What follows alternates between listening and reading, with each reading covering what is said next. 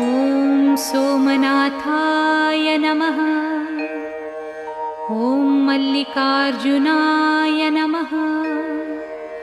ॐ महाकालेश्वराय नमः। ॐ ओंकारेश्वराय नमः। ॐ वैद्यनाथाय नमः। ॐ भीमशंकराय नमः। ॐ रामेश्वराय नमः। ॐ नागेश्वराय नमः। ॐ विश्वेश्वराय नमः। ॐ त्र्यंबकेश्वराय नमः। ॐ केदारेश्वराय नमः।